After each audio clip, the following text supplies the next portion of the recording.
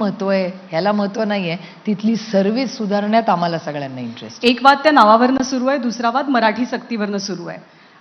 Rickshaw taxi चालक यांना मराठी भाषा यायलाच हवी असा आग्रह आहे सरकारचा. तुम्ही सपोर्ट करता? तुम्हालाही असं वाटतं की महाराष्ट्रात जे परप्रांतीय बिझनेस करतात, नोकरी करतात, रिक्षा चालवतात, टॅक्सी चालवतात, त्यांना मराठी भाषा यायला हवी?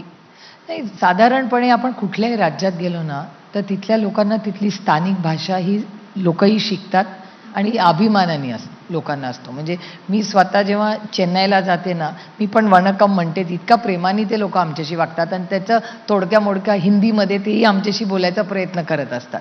It's a measure of communication and matter of pride. म्हणजे प्रत्येकाला आपल्या भाषेचा, आपल्या संस्कृतीचा सार्थ अभिमान असतो. त्यामुळे आपण त्याला ॲस्पिरेशनल का नाही करत? ती सक्ती आणि मारामारी अशी कटुता का? प्रेमाने सांगा ना.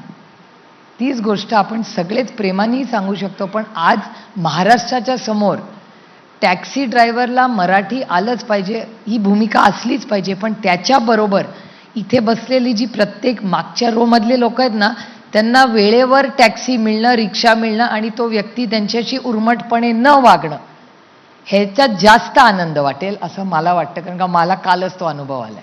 मी स्वतः काल प्रभादेवीला गेले होते. माझा ड्रायव्हर सुट्टीला होता. मी 22 मिनिटं एका टॅक्सीसाठी थांबले होते. माझी पैसे भरायची तयारी होती, पण त्याला महालक्ष्मीला यायचं नव्हतं. हा प्रॉब्लेम होता. आता ऑनलाईन बुकिंग होतं का? नाही, ऑफलाईन. तिथे प्रभादेवीला रवींद्र नाट्य काय मंदिरच्या किस्सा बाहेर. काय झाला नेमका? तुम्हाला अनुभव काय आला? म्हणजे सुप्रिया सुळेंनी टॅक्सीने प्रवास केला ही इटसेल्फ एकतर बातमी आहे, आणि तुम्हाला अनुभव काय आला त्या प्रवासात? एकतर मी मुंबईची मुलगी आहे, त्याच्यामुळे तुम्ही मला कुठेही सोडलं ना, टॅक्सी, ट्रेन, मेट्रोनी मी घरी जाऊ शकते. कारण का मी कॉलेजला इथे आहे, त्याच्यामुळे मला ते सगळं इन्फ्रास्ट्रक्चर अगदी सोपं आहे आणि त्याच्यातून मी शिकलेली आहे. त्याच्यामुळे आणि माझ्या हातात मोबाईल आहे, ज्याच्यात जीपे आहे, त्याच्यामुळे मला काय फार कुठेही जगामध्ये अडचण होत नाही कुठेही जायची.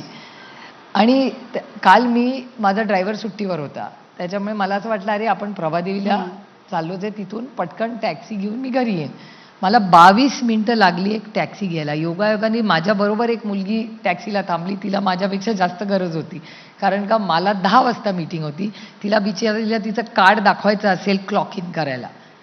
मला आता सांगा, जर एखाद्या व्यक्तीला रोज एखादी टॅक्सी घेण्यासाठी जर इतका त्रास होत असेल, तर ह्या वादात जरूर मंत्र्यांनी पडावं की मराठी त्याला आलीच पाहिजे, पण त्याच्याबरोबर तो टॅक्सीवाला रोज सगळ्यांसाठी हजर असला पाहिजे आणि त्यांनी उर्मटपणा न करता त्यांनी हो म्हणलं पाहिजे. ह्याच्यात तिथल्या त्या बसलेल्या सगळे जे प्रोफेशनल लोक आहेत ना, त्यांना जास्त आनंद आणि समाधान वाटेल असं माझं. हे तुमचं अगदी बरोबर आहे की लोकांच्या हितासाठी आणि लोकांना जे गरजेचं आहे ते पहिल्यांदा मिळालं पाहिजे.